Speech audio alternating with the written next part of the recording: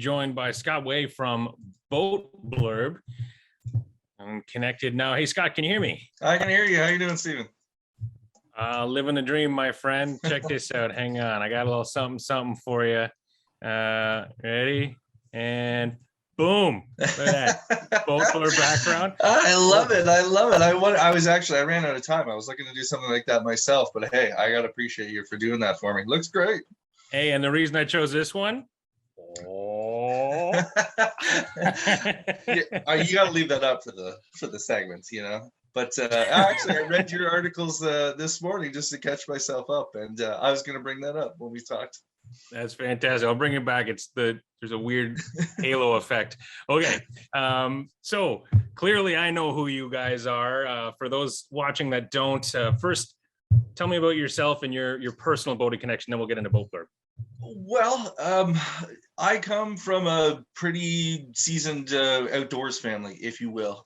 My grandfather was a wooden boat builder from the 50s through the 70s, Kitchener Boat Works in Southern Ontario. So it had always been a passion of the family, always spent a lot of time outdoors. As I got into adulthood, it was something that I'd always been around, had always been involved in. And of course, naturally, I ended up settling in one of Canada's best boating hotbeds, which is Muskoka, and all of the perks that entails. So, you know, cottage country and all its lakes are literally right out my back door. So, you know, Boat Blurb and me and everything, it's all about just kind of living that boating lifestyle and promoting it. And let's talk about Boat Blurb for a second. What is it and where did it come from? So the best way to describe Boat Blurb, I would say, we kind of call it a digital ecosystem, which is an interesting term. But what it means is that we are affiliated with Mydealers.ca. And Mydealers.ca, for anyone who's not familiar, is one of the most popular, if not the most popular, buy and sell platform for boats in Canada. So we have that huge portion within our ecosystem. And then on the news side, we have Boat Blurb. And our objective with that is that already being so deeply entrenched with boaters and the culture and the buying and selling and being really kind of at the heart of it, we wanted to also be a news provider for it and be a resource that boaters, whether new or seasons, could come into it and really kind of find everything within the same place. So Boat Blurb was born out of that, and I believe we just celebrated our 2-year anniversary. And we are basically looking to bring the best and most up-to-date news and resources for boaters. So whether that involves destinations, which is something that you've contributed to the site with, you know, tips, information for new and veteran boaters, and then also just fun cultural things. That's something that I'm perhaps the figurehead of amongst us. But, you know, there's always so much interesting and exciting things going on in boating.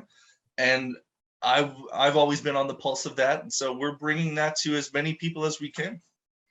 Yeah, I was, you know, just Googling around last night after the show, Boats on the Brain, obviously, and it's not a new article, but so you mentioned like the destinations and things like that, and that's one I contributed to. But I was reading the article that I was reading was about that U.S. military ghost ship, and so it's an article from a year ago. But there's all kinds of things, but they're all tied to the boating world. Of course. And we're really fortunate that Chris helped assemble an amazing team of contributors, boaters that are far more seasoned than myself. So, for example, I mean, Captain Bill Jennings is a fellow who's been in the industry for so long, and he's literally driven every boat that there is to drive. So he has just this insane wealth of knowledge and these incredible little facts and quotes and stuff that just people need to hear. So you have someone like that who's bringing so much to boaters just from a knowledge base. And then we have someone like Richard Crowder who writes these incredible histories of boating. I mean, we've gone back through its most interesting manufacturers and personalities and the history of fascinating times and places like Thunderboat Row. So we have all of that knowledge and all of that experience. And then as far as I come in, I guess perhaps being a little bit newer to it and being kind of a cultural consumer, the ghost ship story is just, it's too cool not to discuss. And whether you have a little aluminum fishing boat or a yacht or whatever, I think the story of the ghost ship is just fun and interesting, and I think a lot of people latched onto that too, including yourself. So, things like that, I think boaters really enjoy, and we like being at the forefront of kind of helping boaters find those interesting stories that are out there and bringing it to them.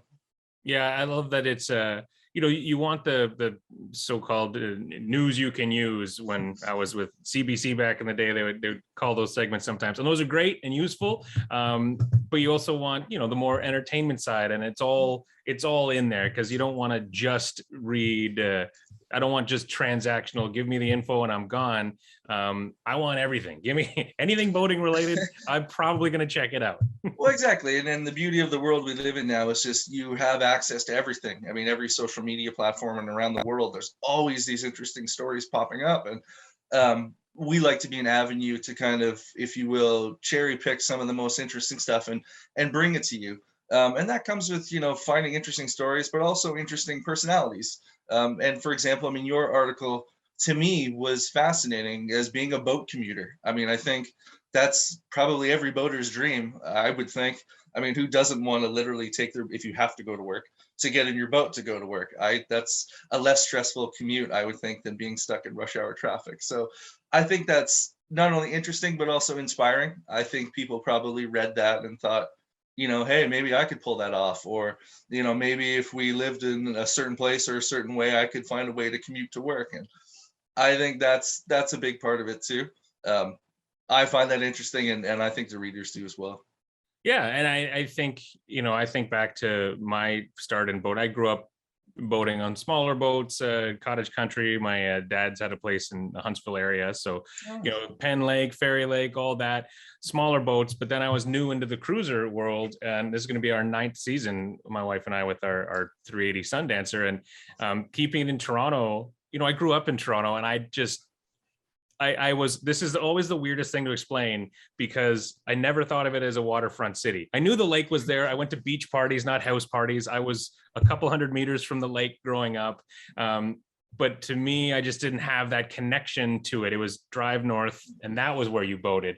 So, getting this whole new culture and then commuting, and yeah, for those that haven't seen the article, you can check it out on Boat Blurb, The Life of a Boating Commuter. It came because I shared a picture on Twitter or Instagram of me with a suit jacket and tie and shorts and flip-flops, because I was doing work with CBC News Network during the Olympics, and I was only being shot from here up, and I was like, well, why am I changing out of shorts?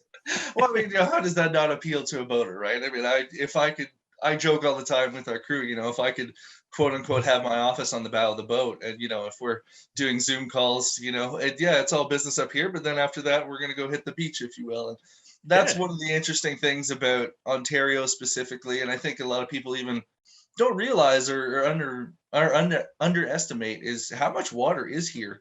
And yeah, not many people think of Toronto as a water city, but it totally is. And there's so much to see and explore around there. And it's funny you mentioned Huntsville and Muskoka. It's the same thing too here. So there's no shortage of places to go. And anytime somebody like yourself or anyone else finds an interesting place they've been, or a new way to look at boating, we certainly want to cover it. Yeah, and for I guess for things like that, if someone wants or has an idea or something like that, they can reach out. You want to hear from readers. You don't have to be a contributor. You don't have to be a writer or a journalist. Send you a note and be like, hey, could you do something on X? Is that right? Definitely, definitely. So the biggest thing we believe in is the boating community. And I think, whenever you see a boater who's having trouble at the dock or whatever it is, boaters always jump in to help. And so we've always reached out to them, and they've reached towards us. And we've had some awesome contributions that way. But yes, by all means, we're always looking for people with interesting stories to tell, whether that's places they've been or boats they've owned or events that happened. We love hearing that stuff. And so, yeah, there's lots of places on the website where you can submit. Quite frankly, if you go to boatblurb.com, the first thing you should do is subscribe. It's a free service. I write a newsletter that goes out every Tuesday morning, which is your weekly boating roundup. All of the interesting things that have happened in the last week, we bring it to you, and I, provide a little bit of commentary about it, which generally has a little bit of humor in it because that's my style. But there's also right next to that on the site is a button for contribute. And you don't have to be a writer. You don't have to have any writing experience. We're more than happy to work with you. We're just looking for interesting stories, and anything that you've seen or experienced or have firsthand knowledge of, by all means, hop on boatblurb.com, hit contribute, and we would love to hear it. Yeah, and I think it's also where I, can't hammer home enough the Canadian focus and Canadian content, because we are part of the North American ecosystem and all of that stuff. And there are other newsletters and websites, but we get sort of forgotten, or maybe there is a little tidbit and it's usually some crazy winter boating story that you see on the other ones. This is coming from a Canadian source, as you mentioned. Boat Dealers is the biggest one online. So this is, if you're a Canadian boater, this is the one to subscribe to. Absolutely. Yeah. I mean, most of our crew is based in Ontario, Kingston, where Chris and Boat Dealers is based out of. I'm in Muskoka, as well as with Richard Crowder, another one of our contributors. And we also have another contributor who winters down in Florida. So we get great exposure to the American side as well. So we are Canadian based, but we are a North American or even an international publication. So surprisingly, we almost half of our readership is from the US. So Canada is always home, obviously, and we have a lot of connection and a lot of history and stories to tell here. But as well, I mean, the culture and the community that extends across North America, we're open to everybody. Come join. I get that. If you see me glancing down, it's because I was going through my phone. I got a text from someone saying, "Show the shorts photo." So there I am, commuting from work. You can't beat that uniform. It doesn't get any better than that. Yeah, it was the fashion mullet, business on top and boat party on the bottom. I never heard that before. I like that. So, we talked about the subscriptions. There's also, you see right on your website, you got products. So it's not just destinations and lifestyle. We can get into the actual products and ideas and boats. Definitely. Yeah, absolutely. So one of our biggest mandates, something that I'm very passionate about as well, is being the quote unquote breaking news source for boating.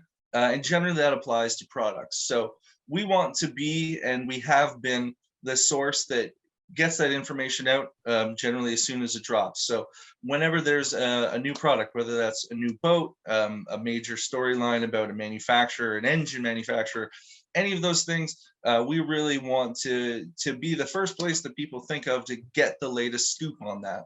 And so as an example, like when unfortunately Evinrude went under, we were really right on that. And that night, we were looking at the traffic and word broke out, and that was a big deal. And we were very fortunate to, I can't say we broke the story, that's not the case, but we were one of the first to kind of get the word out there.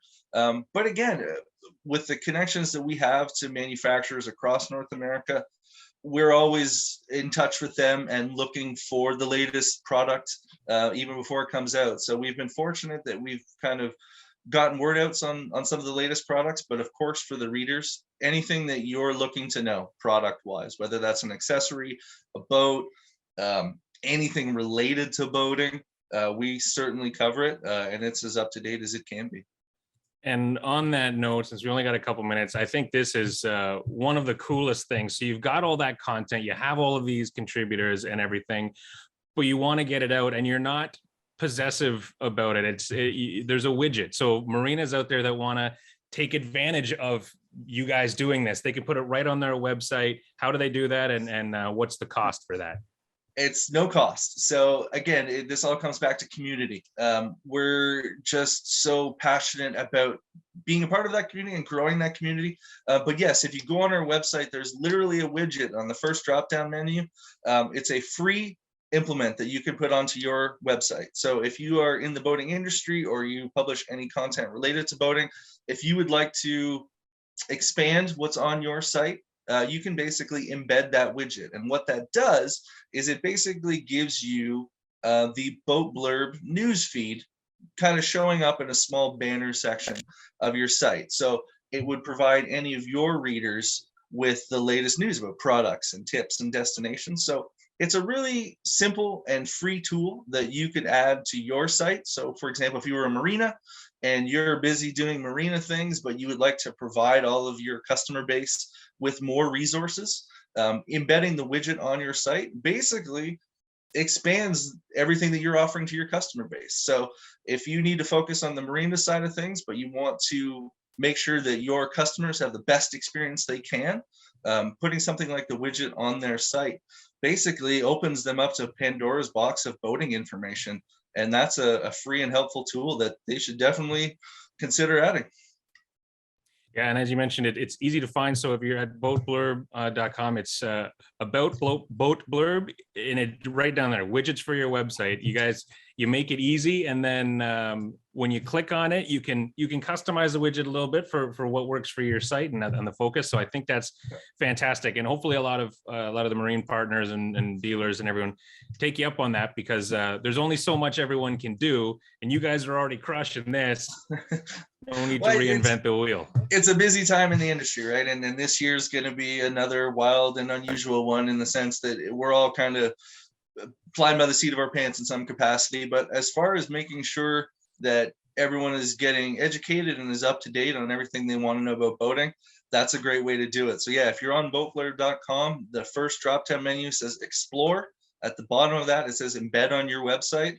Literally take it from there. And if anyone has any questions, we're the easiest people to talk to. You just send us a message or hit me up on social media, and I promise you I will help you out. Awesome. Thanks, Scott. Appreciate it, buddy. Good talking to you. Likewise. Yeah, it's good to finally put a face to the name, and really appreciate your time, man. Best of luck with the rest of the weekend. Thanks. And well, who knows? Maybe I'll be contributing again soon. We got boating on the brain now. So I'll hit you up Monday morning. Sounds good. Scott Way with Boat Blurb. You can connect with them at the Toronto International Boat Show's virtual edition. Just search for Boat Blurb or Blurb and exhibitors. And as we mentioned, boatblurb.com, and they can answer any questions about the widgets or anything else.